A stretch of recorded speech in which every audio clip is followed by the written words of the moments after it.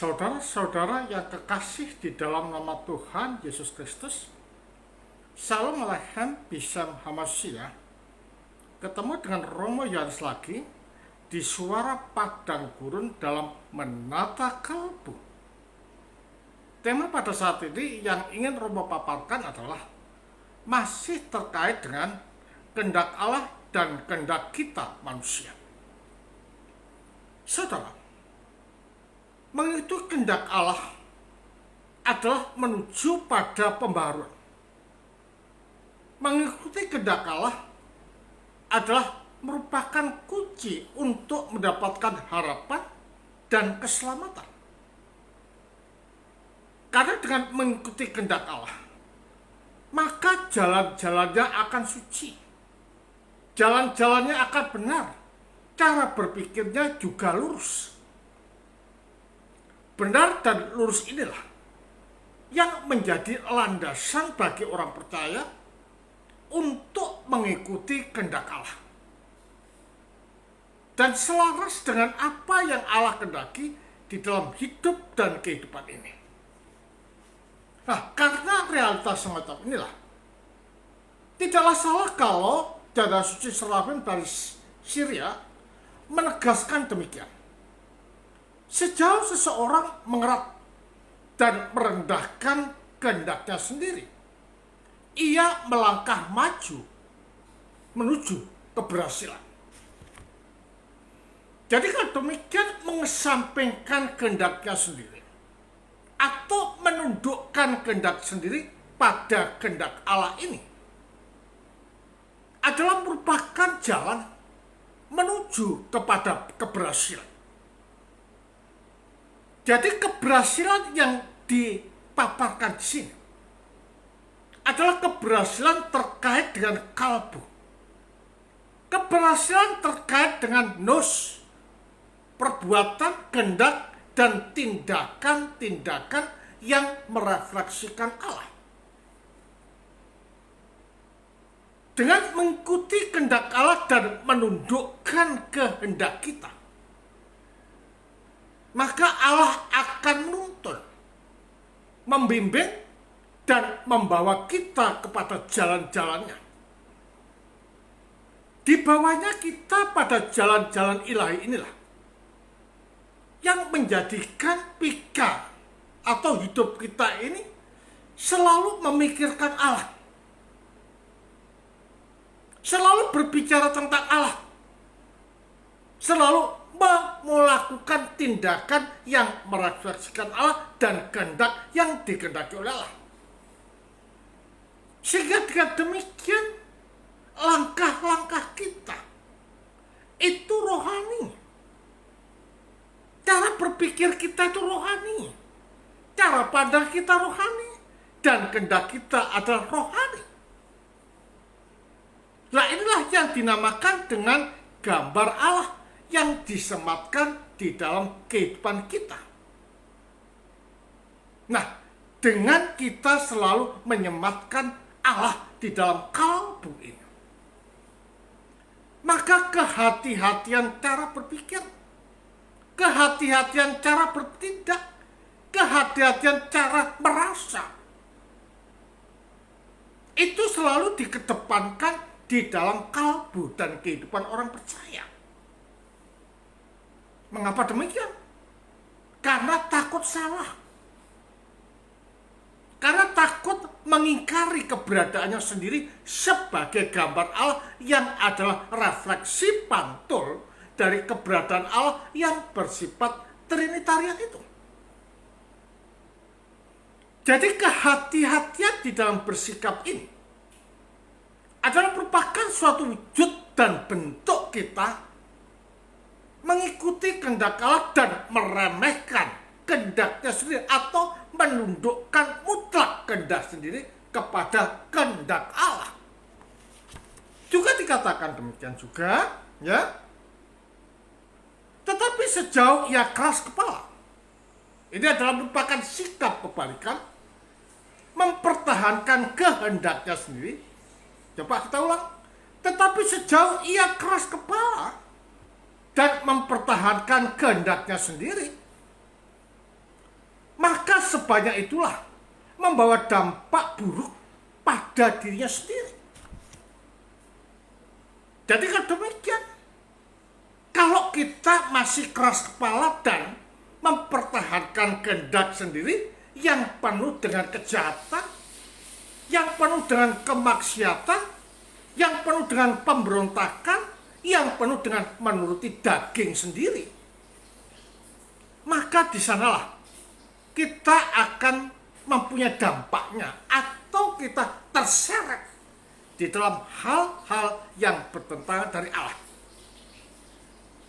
Nah, orang yang bertentangan dari Allah di dalam sikap dan tindakannya ini akan berakibat buruk di dalam kehidupannya.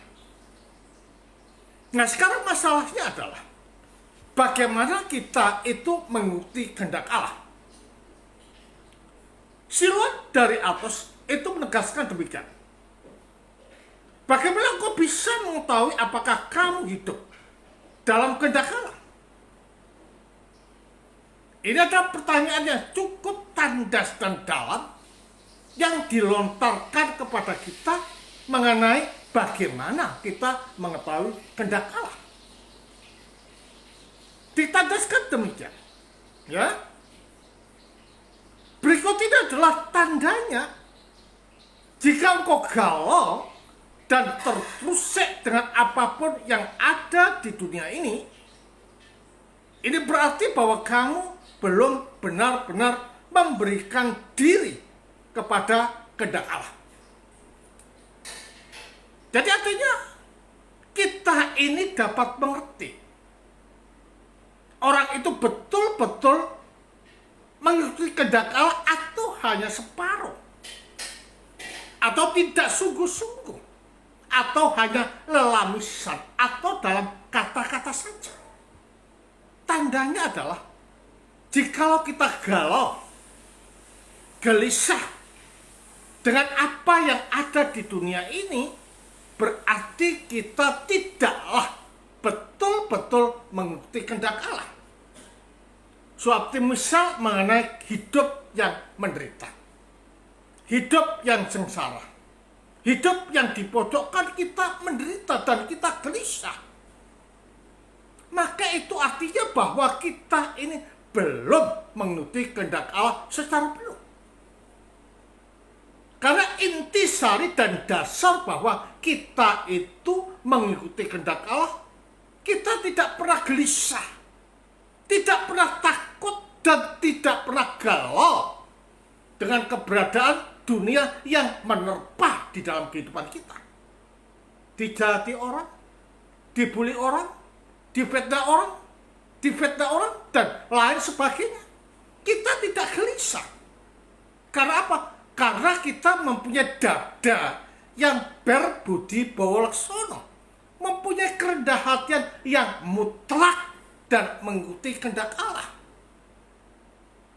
Dengan demikian kita bisa mengatakan seperti halnya Yesus katakan dan Stefanus katakan, jikalau orang berbuat jahat kepada kita, ya Bapa, ampunilah mereka, sebab mereka tidak tahu apa yang sedang mereka perbuat.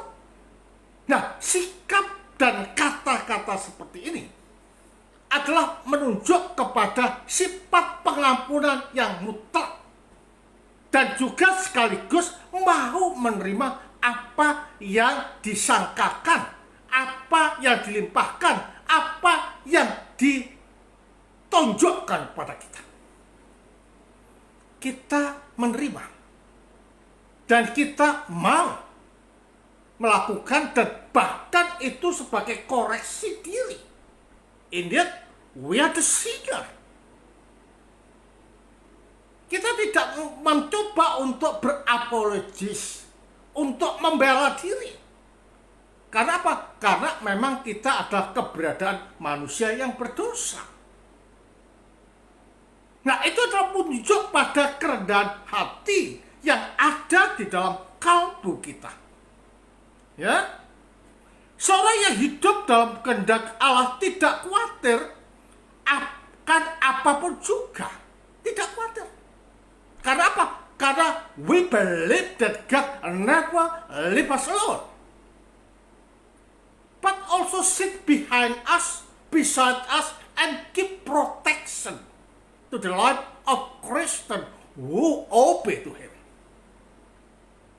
Ini adalah merupakan suatu dasar kita, iman kita bahwa Allah never leave us alone, but always behind and beside us and give us the protection. Ya, jika ia membutuhkan sesuatu, ia menyerahkan baik masalah itu dan dirinya sendiri kepada Allah. We try to submit everything and also try to surrender the problem that we have to God. And we believe that God never leave us and never rejected us, but always give us the protection and help. Ya, jika ia tidak menerima hal yang ia perlukan, ia tetap tenang, seolah-olah ia memilikinya. Selalu ada tenang, jikalau selalu mengharapkan Allah. Jiwa yang telah diserahkan kepada kehendak Allah tidaklah takut pada apapun. We believe that God never leave us alone, but always standing behind us and sit behind us.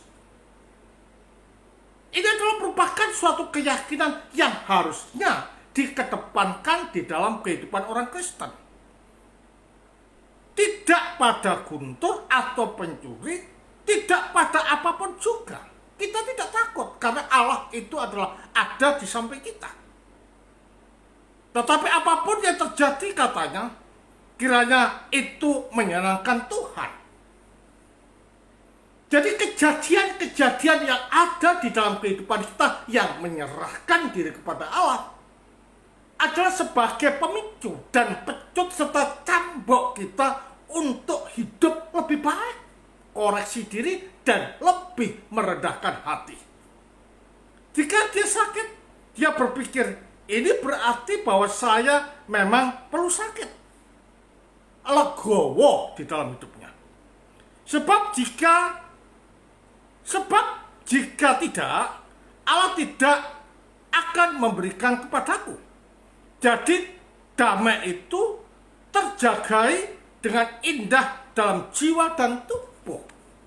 Jadi menerima apa yang terjadi dalam kehidupan kita dan kita serahkan kepada Allah, itu menjadikan hidup kita damai, hidup kita tenang, hidup kita aman, dan tidak pernah menyalahkan Allah atau mengatakan bahwa Allah tidak mengasihi kita, tidak.